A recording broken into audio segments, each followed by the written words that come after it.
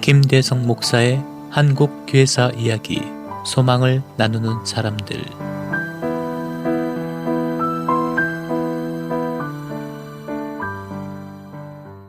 평안하세요. 한국교회사 이야기, 소망을 나누는 사람들 5분 컬럼의 김대성 목사입니다.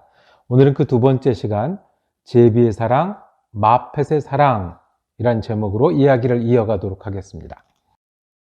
제가 신학교 시절에 좋아해서 자주 앉던 벤치가 있었습니다. 거기서 이렇게 올려다 보이는 처마 밑에 제비집이 하나 있었습니다. 다음해 봄에 제비들이 다시 그 자리에 나타났습니다. 제일 먼저 한 일들이 열심히 지푸라기나 돌 같은 것을 물어날라서 망가진 둥지를 새로 고쳤습니다. 그리고는 곧 새끼들이 태어났습니다.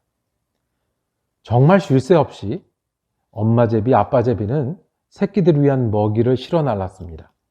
콘크리트 건물 사이에서 하루 종일 제 눈으로는 한 마리도 볼 수 없었던 흙벌레들을 어디에서 그렇게 찾아오는지, 분명히 이 제비들은 겨울 동안 새끼들을 위해서 특별한 능력을 배워온 것 같았습니다.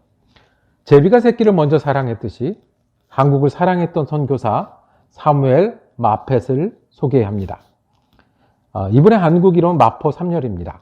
미국 인디애나에서 태어났고요.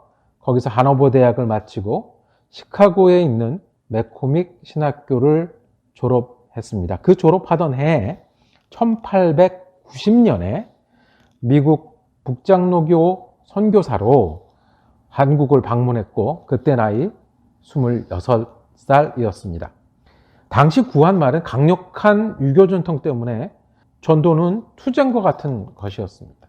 거기에 정착했던 이 젊은 선교사는 숭실대학교도 세웠고요. 초기 한국교회, 장대용교회 같은 여러 교회의 개척자로 알려져 있습니다. 1836년에 일제 탄압과 지병으로 미국으로 잠시 떠난 길이 마지막이 되기까지 40년이 넘도록 평생을 한국의 기독교를 위해서 헌신했던 분이 사무엘 마펫이었습니다. 이 마펫은 특별히 한국의 첫 장로교 신학교인 평양신학교를 세웠습니다. 그리고는 미국의 후배들, 자기 맥코믹 신학교 후배들을 한국으로 계속해서 불렀습니다. 윌리엄 베어드, 그레엄 리, 윌리엄 소알론 같은 선교사들이 계속해서 와서 한 10년 사이에 14명의 맥코믹 졸업생들이 선교사로 한국을 찾았습니다.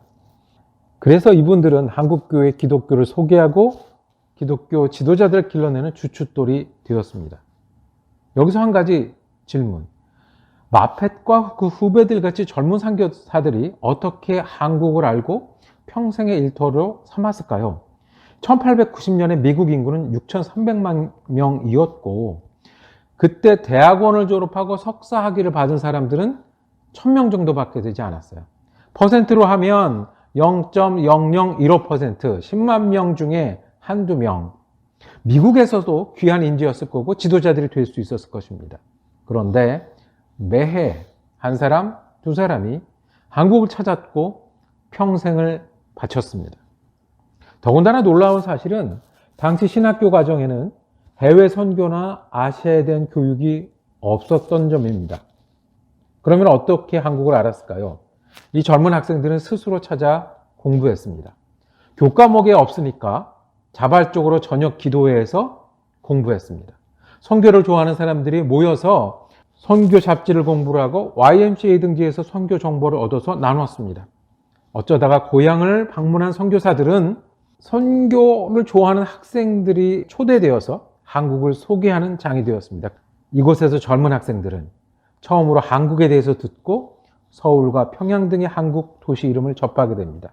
그리고 선교사가 필요하다는 소식은 그들에게 꿈이 되고 소명이 되었을 겁니다.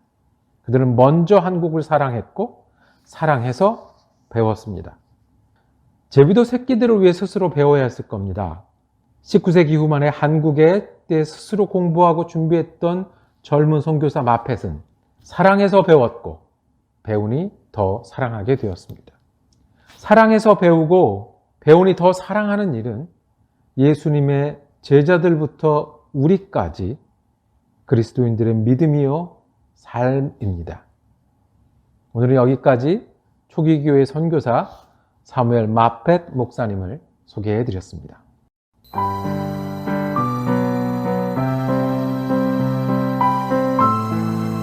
지금까지 사랑 커뮤니티 교회를 담임하시고 매코믹 신학교 겸임 교수인 김대성 목사님의 한국 교회사 이야기 소망을 나누는 사람들이었습니다.